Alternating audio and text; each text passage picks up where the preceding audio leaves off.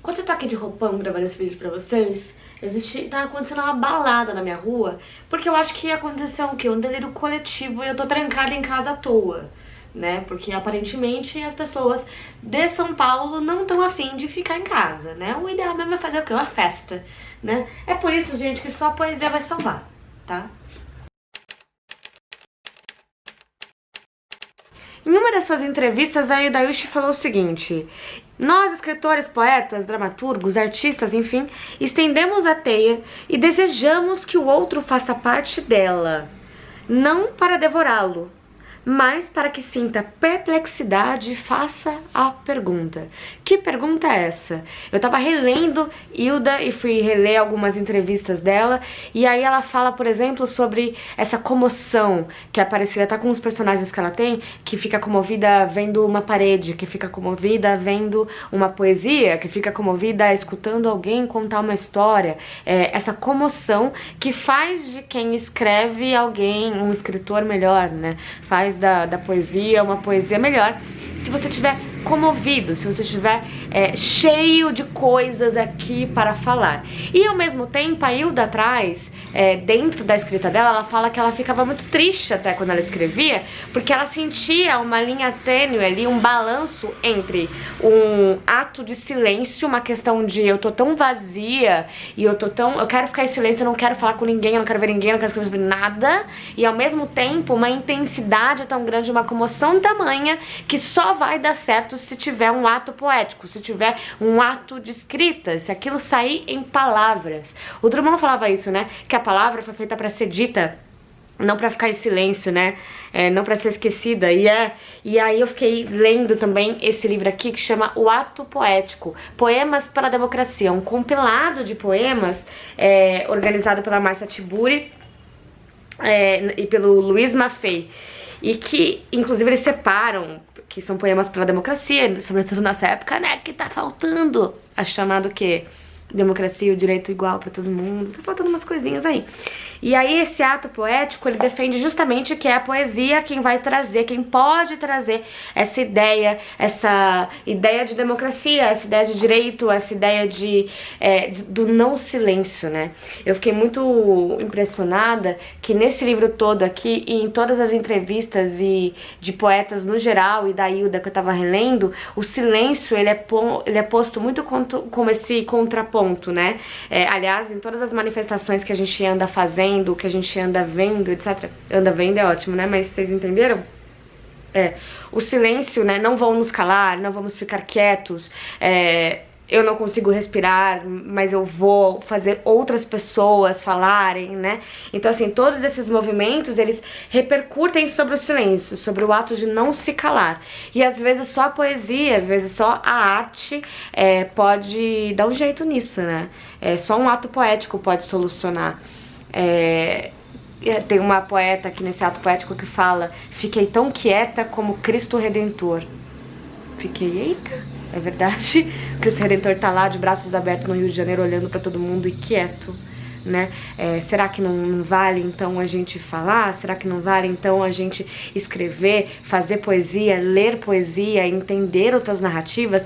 Porque às vezes as pessoas também só se sentem impactadas quando leem, quando consomem algum tipo de arte, né? A Carola Saavedra, que é uma escritora que eu conversei com ela nesse 90 anos da Yudayushi aí, né? Que a gente fez lá na Companhia das Letras, inclusive tá lá no canal da Companhia pra quem quiser assistir. Ela falou uma coisa muito interessante, que quando você tem um sonho, por exemplo, aí você chega em alguém e aí você fala assim: meu, eu tive um sonho muito doido, eu tava sendo perseguida por monstros e foi isso, assim. Aí você começa a contar, a pessoa tá até prestando atenção. Agora vai mudar completamente se você chegar nessa pessoa e falar: meu, você não vai acreditar, eu sonhei que eu e você, nós os dois estávamos correndo de monstros. A partir do momento que a pessoa se identifica e que se coloca na perspectiva, ela começa a perguntar. E talvez seja o que a Hilda falou, ela é impactada por essa teia né? Ela fica perplexa, ela quer saber mais, ela quer entender mais. Por que ela tava nesse sonho? Quem ela era no sonho? Quem são esses monstros? Né? O que vai acontecer? Por que você sonhou isso? Vamos debater sobre isso. E nessa época pandêmica, nessa época de isolamento, a gente tem pensado muito nisso, né? A gente tem feito isso, e talvez esse ato poético, talvez essa escrita, o ler livros, o ver séries, nos salve. Nesse livro aqui, eles separam, inclusive, em várias partes, né? Olha só, desilusão, horror, estupefação, exasperação, trânsito, combate, escárnio, afago e futuro. Depois ainda tem uma música e tem um textozinho da Marcia Tiburi, que é uma das organizadoras. E aí tem uma coisa aqui que me pegou de um jeito, né? Aliás, é uma coisa engraçada, né? O Marcelo Reis de Mello, que é um dos poetas dessa coletânea, ele fala que a qualquer momento ele vai tirar o Drummond dele do bolso para mostrar alguma coisa, né? Eu fiquei lendo esse livro pensando nisso, que a qualquer momento eu ia usar a minha voz, eu ia usar o meu espaço para levantar o meu livrinho do bolso e falar: toma aqui meu ato poético, esse é meu ato, né? Rebelde contra tudo que tá acontecendo.